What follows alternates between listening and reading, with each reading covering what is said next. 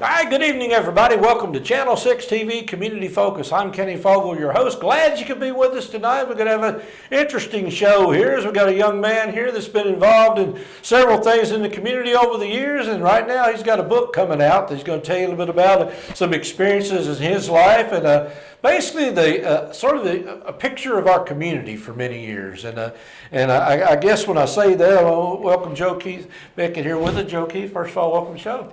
Glad to be here. I appreciate you having me. Well, I'm losing my microphone, so that's going to do me a lot of good. Everybody out there like that, they say, I can't hear Kenny, and most people say that's a good thing. There you go. But the Cornbread Mafia. Now, we've heard about the Cornbread Mafia for a long time. I mean, it's been around for a while. But yes, it has. What's your definition of the Cornbread Mafia? The Cornbread Mafia started probably over 40 years ago. Mm-hmm. It was coined by a guy years ago, back right here in Nelson County. In fact, it was kind of a Marion County, Nelson County thing. Uh-huh. Back in those years, back in the 1970s, marijuana was just possession of marijuana or cultivation of marijuana was just a misdemeanor. Mm-hmm. And this one guy, he was always coming up with different sayings and things, and he come up with that term, Cornbread Mafia, and it stuck over the years.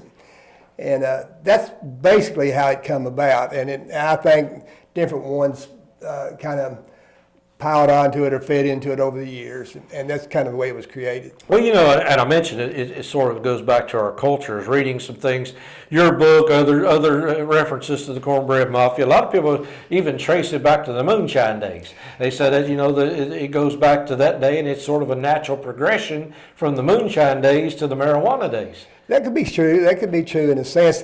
Actually, you know, the way the marijuana industry got started in Kentucky was right after the era of the moonshiners. You know, you back up to the 1970s. Moonshining was kind of fading out in the 60s, along in there, and I think the marijuana industry come along about that same time when, you know, the Vietnam veterans were all coming home. They had what you call the hippie movement at that time. Well, do you look at this as part of the hippie movement, or do you look at it as basically people trying to survive? I mean, this is an income, this is a way to make money, and it goes back even to the moonshine days. It wasn't just a desire for liquor, it was a desire to feed your family. That's true, Kenny, that's very true. You can look at it as several different angles. You know, some people, you know, thought it was really good for ailments that they had. At the same time, there was people who was poor and everything, tobacco, $2 a pound, you know, and they saw that the marijuana industry was something that could be made, you know, you could make some money with, you know. Mm-hmm. And that's the reason a lot of us got into it at that time, back in the early 70s, you know. It was kind of a change of culture at that time, you know. And it had a market. It had a market, not just regional, but I mean a nationwide market. True. You know, at the beginnings of the 70s, a lot of marijuana was imported into Kentucky or into the States, you know, from different South American countries, Central American countries, such as Mexico, Colombia, and all of them. So, you know, just using just a little common sense, you know, a lot of us said, well, you know, we can do this, we can grow this product, you know. And he actually did it in a scientific way, more so than just throwing a bunch of seeds in the ground and hoping Mother Nature would work out. I mean, it became more of a science project. Yeah, it was a lot of trial and error to begin with, you know, but we had a lot of farming background, a lot of us in this part of the country, as well as, you know, other parts of the country. I'm sure there was a lot of pot being grown in other states, as well as here in Kentucky, you know. But it was just something that, it was sort of a network that where everybody just started piecing it together, you know. Some of them had agricultural background, some of them just wanted to smoke marijuana, some people wanted to make money off of it, you know. Well, you know, this area here, I mean, we grew up, you grew up here, I did too, and it's a good old boy network around here because, I mean, you grew up, you knew about tobacco, but you also knew, and sometimes getting around the law, it's sort of the way we did things. So, I mean, the law was never real strong here. I mean, I can put it that way. It looked the other way a lot of times until things got big, and then all of a sudden the big boys from out of town come in. Correct. You know, as I was saying earlier, you know, back in the 70s, marijuana was just a misdemeanor here in Kentucky. You know, it wasn't changed until the late 70s into a felony charge, you know. And so marijuana back then, although it was sort of a cat and mouse game between the sheriff's departments and the locals, you know. Yeah. But no one seemed to think it was, you know, morally wrong, you Yeah. know, because, you know, like a misdemeanor is like a traffic violation, for instance, you know. And so, you know, we didn't see anything that bad with it. So as the 70s go through, you know, come the 1980s, the feds started stepping in. And so that created a little dynamic than what we had been used to at that time, you know. And what percentage you think did it all their life, did it for years, and never once got caught? What percentage of growers Yeah. and distributors? That'd be a hard question to answer. That's a good question. I'd say it'd be the overwhelming majority, my guess. There's a large majority probably did get by, yeah. Yeah. So basically, you got targeted. I mean, there's no question about it. They came in and they had certain areas, certain people they were deciding. So what I don't know if you say what tipped them off or anything like that, but what is it that would make somebody stand out more? I mean, if you went out and bought a brand new Cadillac and you didn't have a job, it sort of tipped you off. Yeah, that's true. You know, our area here in Kentucky, where we're all from, you know, even in Nelson and Marion County, you have a lot of these little towns back in the 70s, such as the town I grew up in, Raywick. Yeah. You know, and small towns like you guys have got over here in Nelson County, like Balltown, New Haven, and everything. It was just a way of life at that time. Yeah. And that is the reason many of us got into it. And we always had a code of silence. Our forefathers, our ancestors, you know, they kept everything to themselves, you know. And I guess that's what I'm leading to is it was sort of a way of life, and all of a sudden, as you said, the feds come in, and we just weren't ready for that. We didn't realize the ramifications of the feds coming in at the time. You know, we had been used to growing small crops of marijuana in the 1970s and didn't think much about it. I remember one judge we had in Marion County years ago. There was a number of crops that were caught back in the 70s, and it was a $500 fine. And it didn't matter whether you had 2 acres or 2 plants. You know, it was a $500 fine. And the old judge would always say, "Now, don't do that anymore." You know, so nobody ever really thought about how serious it was. And then, of course, as the years went by, when the Reagan administration come in, and I forget the term they used, was it tough on crime or war on drugs and all that stuff come in. And that's when the feds got involved and started prosecuting a lot of marijuana growers, not only in Kentucky, but across the nation, starting around the 1980s, the early 1980s. Well, the cornbread mafia, I guess, somewhat come to an end several years ago, and then at some point, you decided it'd be good to put some of these stories in a book. Yeah. I served a long sentence while I was convicted in 1990, and I served a long sentence for my participation in the marijuana business. And while I was there, I did a lot of journaling, and I did a lot of law work while I was there too. I you know, like to help other inmates, convicts with their legal problems, and I had a knack for that. And so after I got into that, I found out that we weren't the only ones that were in a lot of trouble. There was a lot of people in federal prison doing real tough sentences, and some of them really didn't have the money or the legal experience to you know, look at these sentences over. And so I got into that, and I discovered that it wasn't only us that was, you know, prosecuted, but there was, you know, thousands of other people across the country that was prosecuted on different cases, you know. So that's one thing I did read somewhere that one of the things about cornbread mafia, people that were convicted and went to prison or anything of that nature, said they stood out because they just never ratted on each other. There wasn't much of that. There was some, you know, to set the record straight, there was some. But overall, you know, the core members are I don't know if you should call them members, but the core group that we were in were, as we call it, pretty solid, you know. And they never told on anyone. You know, they took their medicine and went on and with it. But like I said, we never knew what was in the forecast, you know, back in the 70s, what the 80s would bring, you know. And so we just, when the 80s got here, we just went on doing what we'd been doing. So, I read your first book. I haven't read the second one yet, but I mean, a lot of humor in that book. I mean, you had fun, and you had fun telling about it. Yeah, we did. You know, it was a different lifestyle for sure. You know, and it brought with it a lot of things that, you know, a lot of poor country boys didn't have access to. And yeah, we made some money. We made quite a bit of money, and it did very well for a long time. It was just a different lifestyle altogether. Yeah. And so, it just excites you when you got a little more money than you usually do, or anyone else of your stature does. So, did you get your writing skills? Does that come to you naturally? Is that something you developed while you were studying?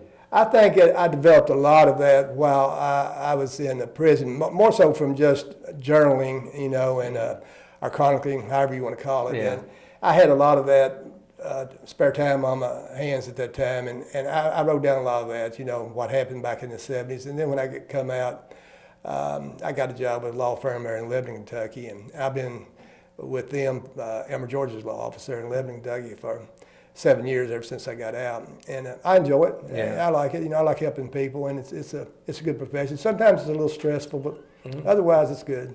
Well, like I said, seeing it from the other side, inside of prison, I mean, you probably see a perspective a little differently than most of us do. As you say, some people get in trouble. Good people get in trouble. Absolutely. Some people just see things as black and white. Well, after you've been in there a while and you see a different world, you realize it's not that way. Yeah, there's a gray area in there. You got extremes on both sides. And I think that's very true what you're saying. That there's good and bad people. No doubt about it. There's lots of people that probably need locked up, and, for some of the heinous crimes that they've committed. On the other hand, there's a lot of people in prison that are in there for some minor infractions of whatever. For example, growing marijuana. Yeah. In my opinion, you got these days now. You've got people out in California, Canada, and places that are making billions of dollars. That's a huge industry. Yeah. Of course, Kentucky hasn't passed any of that kind of legislation yet. Of course, they got the hemp market coming in, so that's getting to be a big thing around here. But it's different, But since I got out, I like this side. Absolutely. But when you were chronicling things, I mean, basically, was you chronicling, reminiscing of back of the Cornbread Mafia, or was it your day-to-day life while you were going through all that? I did both. I started off. I backed all the way up to my childhood and started coming forward, and I did a lot of that through my childhood, and then through the years that I was in the business, so to speak. Yeah. And then my times in prison. All a lot of unrest in there with a lot of people doing all kinds of serious sentences up to lifetime. Life sentences. That was some serious stuff. Yeah, so, you got a whole new book or another book right there on that. If you ever decide to write that. I might someday. I might someday. The new book I have here. Okay, let's talk about the new book. Like I said, I've got a chance to read the old book before, but it's a fascinating book. It really is. Yeah. Well, the first one, of course, is about the origins of the term. Uh-huh. And this takes place back in the 1970s, primarily from the early 60s on up to 1980. This book takes off, the Cornbread Mafia, the Outlaws of Central Kentucky. Uh-huh. It takes off about 1980, and it's kind of a follow-up. It could be read as a standalone, but actually, the sequel. This is more of a sequel, I guess, but it could be read as a standalone as well. And it gets into the federal prosecution of a lot of people in this area and around the community, the community and all. And it chronicles all that, and then which basically leads to our ultimate demise, or not demise, but to our incarceration in federal prison. All the different players that were prosecuted in 89 and 90, and so that's what primarily this book is about.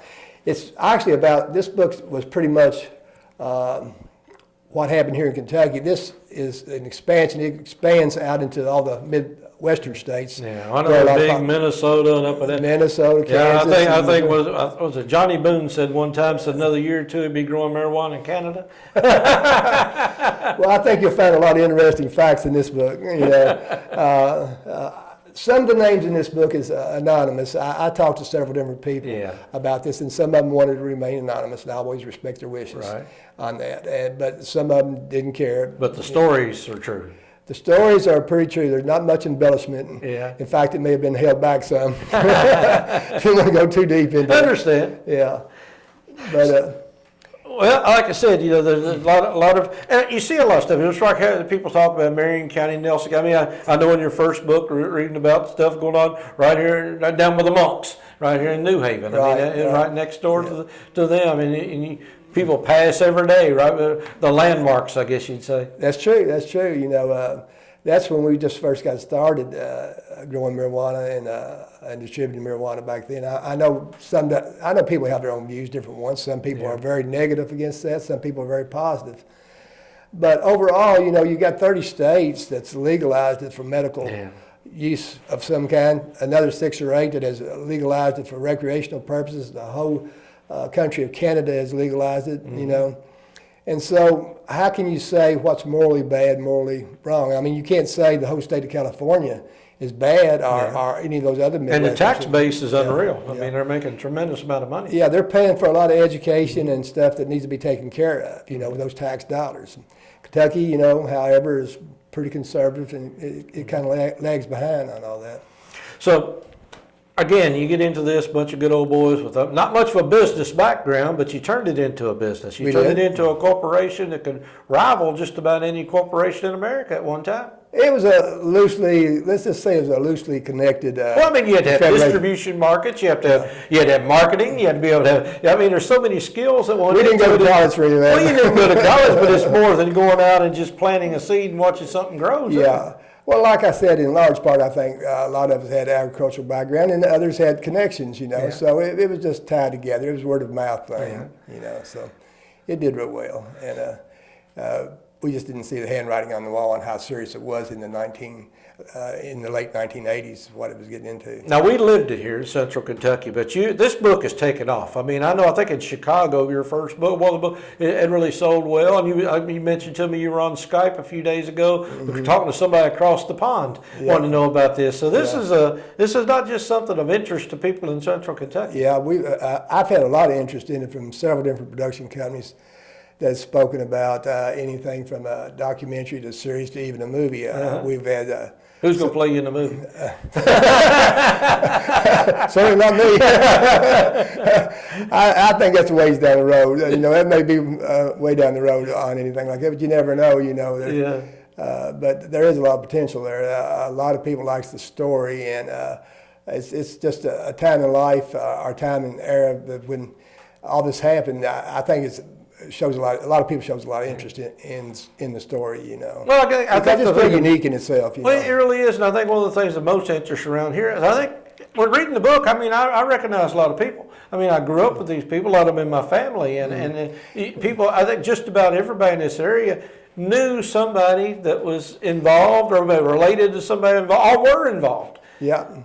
And in fact, there was a lot of people that names never surfaced. Exactly. That's the ones that were involved. and they're doing real well today. They are. And I'm very happy for them. Yeah. So again, that's why you don't always name names in these books because you got to respect your wishes. Of course.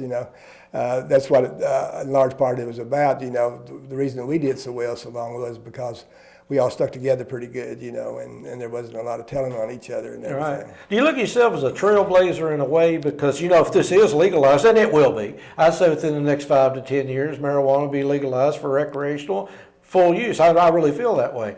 I mean, in a way, and then you felt like you went through all this for something that's... Well, that's just the way life is, it's just a time in space, when this come about here in the United States, it wasn't how many years ago, a couple hundred years ago, slavery was legal. Right. And it should have been, Right. I mean, not legal, but illegal, And like the marijuana industry, it's something that a lot of people was very opposed to, and I can understand their thinking. Do you think they're opposed to it because they didn't know enough about it, or they just opposed to it because it just, you think about it. I mean, there's a lot of other things that are intoxicating beverages that have been legal for quite some time. Yeah. There was a lot of propaganda back in the 60s, and, there wasn't a lot of studies on marijuana. They had all kinds of crazy rumors out about, hell, that people was going to go out and do all kinds of heinous crimes of sorts and everything because of marijuana. And they didn't really have a full understanding of what it's about. It's just a simple herb that is no more intoxicating or less intoxicating than alcohol, and much less harmful than tobacco, just to be quite honest about it, So, it was, I think today's information world, through social media and everything, people realize that it's not what it it was made out to be, back 40 years ago, 30 years ago. Now, somebody reads your book, what are they going to walk away with? A sense of history, a sense of Kentucky, humor, something, entertainment? What is it? I think they'll walk away with the combination of all, and I think they'll understand that it's as we progress through the 70s and 80s, how all this come about, and now it's kind of arced back the other way now. I think the peak of the drug war was in the 90s when a lot of us was convicted, and I think as politicians rethought all this, and they got to seeing their ways. Yeah. They got to saying, well, maybe we're just a little tough on these guys. Maybe this is a little bit crazy. When you had people walking away for some much serious stuff that, from the judicial system than we did. So I think it's very informative. There's a lot of humor in it. I tried to be just as concise with it as I could without getting too deep into it, But So the book's on, you got it printed, everything's ready to go. You got it sales started here a few weeks ago. So somebody wants to buy a copy of your book, read a copy, where do they find it at? Well, you can get it on Amazon, or you can get it either in the paperback like this, or you can get it on Kindle. And there's some local places here in Bardstown that I'm putting out with signed signatures on, if you'd rather have one like that. A number of places have got it. You got a Facebook page. I got a Facebook page. You can go like to 150 out here, or at Mary's, and Mammy's has it. And I was hoping to get it in the Kentucky Book Fair, not the Kentucky Book Fair, excuse me, but the Arts and Crafts Show this week.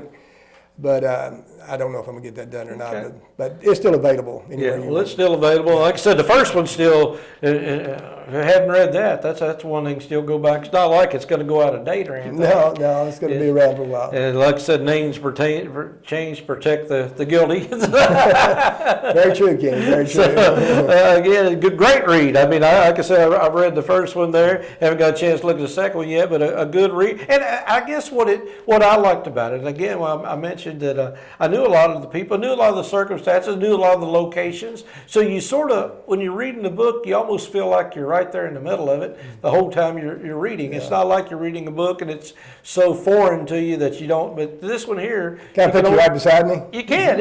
Actually, if you feel like you're right there, when somebody says, something's going on, you feel that tension. Like if the feds are in a certain area, and again, a cat and mouse game, as you implied, you got to outsmart somebody. I tried to write a lot of that in the first person, and I think that helps a lot for the reader to understand the emotions and everything that people are going through when all this was going on. Now, in the second book, there is some second and third person dialogue in there that was taken from some of the different guys and some of the girls and some of the women that were involved in this. And it made for a good story. I enjoyed interviewing them, and because I didn't know all of it, and so I had to try to get some help from some of them, and they added some really good stories, and I think that's what's going to make this book. Well, it is such a big picture. Like you said, we talk about it being local, but it did blossom into, how many states I think was involved at one time? 10 or 12 states, I think, at one time. I've heard different numbers. I think 8, 9, 10, or 11 or something like that. So, I mean, it grew into a tremendous, and obviously when anything gets that big, it's going to get people's attention. So, and then sometimes it's going to get the feds' attention. It did. Now, the feds today, they're prosecuting very few marijuana cases around this part of the country now. I haven't seen any, there's probably a few, but very few cases are being prosecuted federally now. All right. Well, Joe Keith Bickett, check out his Facebook page, and it'll lead you to wherever you need to go. Like I said, he got his new book out, and the old one's still on sale, but the new one, Cornbread Mafia. Again, the first one is the origins, and this one here just the outlaws of Central Kentucky, and it spreads out. So, Joe Keith, appreciate you being here today. Glad to be here, man. I know you're a busy man. You got a lot of things going on with you right now. It's promoting your book and working every day, but it's good to have you here to stop by and let us know what's going on. Always enjoy talking to you, Ken. All right, well, thanks a lot. Appreciate it. Joe Keith Bickett here, the origins of the Cornbread Mafia, and Cornbread Mafia, the outlaws of Central Kentucky. The book's on sale right now. Check out his Facebook page, or like you said, various places here in Springfield, Lebanon, and Bardstown. 150 Quick Stop at Mary's, Mammy's Kitchen. Man, you may find it a few other places as well. Stick around, a lot more to come here on Channel 6 TV. We'll be back right after these messages.